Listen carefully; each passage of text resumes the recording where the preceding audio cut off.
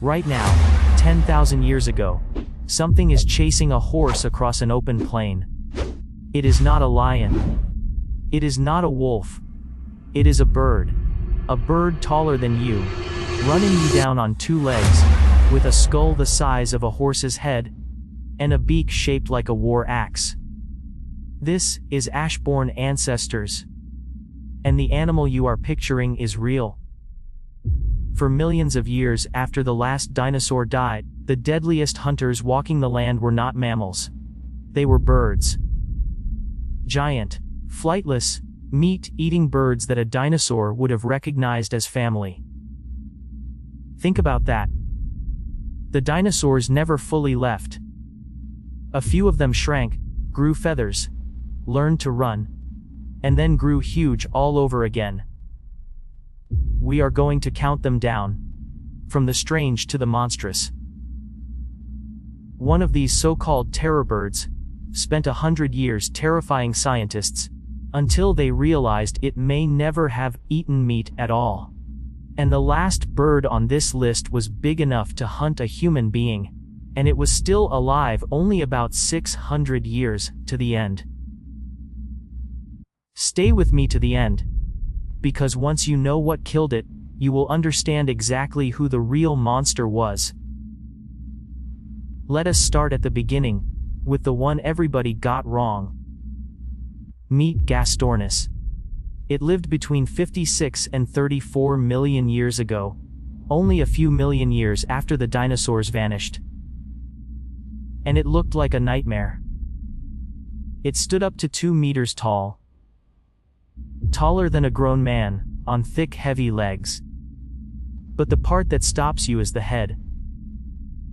Gastornis carried a skull the size of a horse's, and on the front of it, an enormous deep beak, tall, and hooked and powerful enough to crush bone. For over 100 years, this was the poster monster of the age after the dinosaurs. Museums built it lunging at tiny early horses. Every book called it a savage killer, the terror of the ancient forest. It even had a nickname, the terror crane. And then, quietly, the whole story fell apart. Because when scientists looked closer, the evidence for a killer just was not there. The beak had no hook at the tip for tearing flesh. The feet had no long curved talons for pinning prey. Chemistry locked inside its bones matched a plant eater, not a hunter. The most terrifying face in the ancient forest, it turns out, may have belonged to a giant gentle vegetarian, using that monstrous beak to crack seeds and tear through tough plants. So Gastornis was the fake. A creature that looked like the deadliest thing alive, and probably never killed anything bigger than a nut. But while everyone was busy fearing the wrong bird, on another continent, the real ones were rising. Meet Prehistoric. This is the true terror bird, and the one that gave the whole family its name.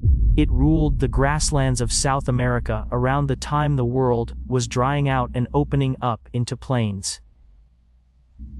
It stood around 2.5 meters tall, and weighed as much as a large man plus his motorcycle, somewhere near 130 kilograms.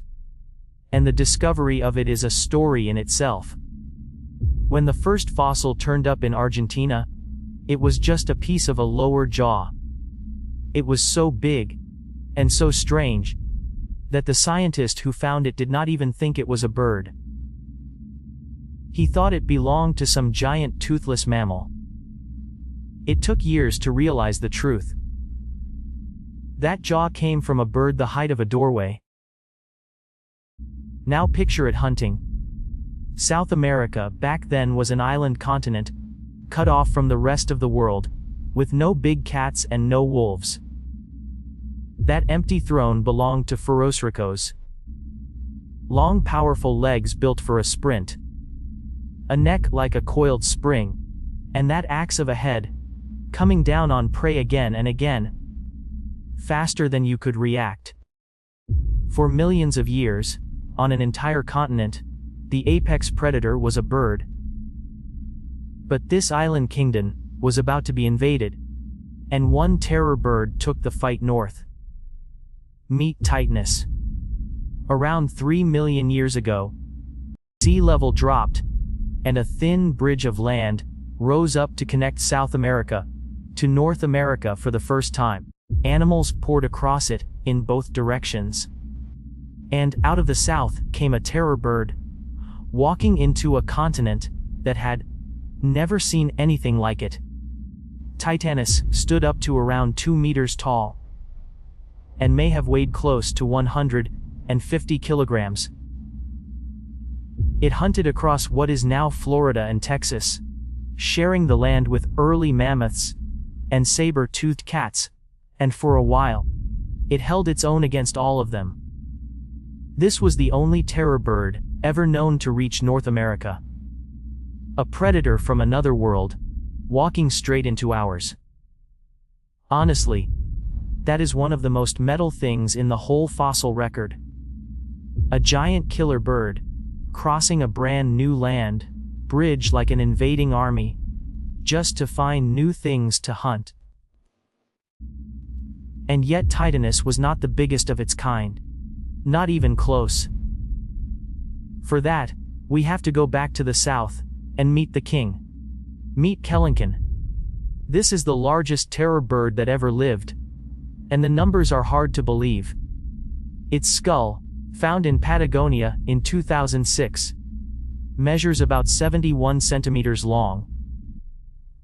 That is not a typo. Its head alone was over 2/3 of a meter, roughly the size of a horse's entire skull, the largest skull of any bird ever discovered. Standing up, the whole animal reached around 3 meters tall.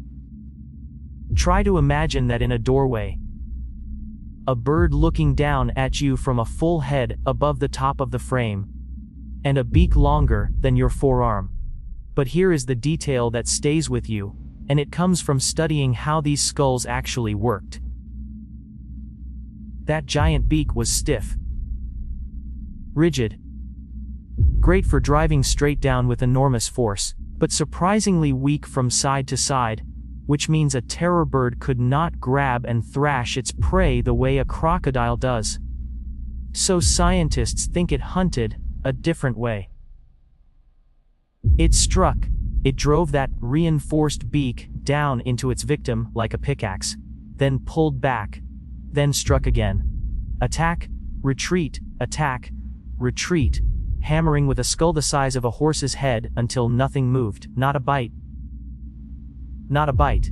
A series of executions. That is the peak of the terror birds. But the giants of this age did not only rule the ground. Some of them owned the sky. And the next one had a shadow wider than a small plane. Meet Argentavis. Around 6 million years ago, this thing soared over Argentina. And it is the heaviest flying bird we have ever found. Its wingspan stretched somewhere between 5 and 7 meters, wider than a lot of light aircraft. And it weighed around 70 kilograms, about the same as a grown human being. A human-sized animal, floating in the air on wings you could park a car under. Something that heavy could not simply flap its way up. It almost certainly launched like a hang glider, running downhill into the wind, or catching rising currents off the mountains, then locking those enormous wings and riding the air for hundreds of kilometers without a single beat. A predator and scavenger the size of a person, hanging in the sky, watching the ground for anything dying or dead. And just so you understand how strange this era of birds really got, Argentavis was the heaviest, but not the widest.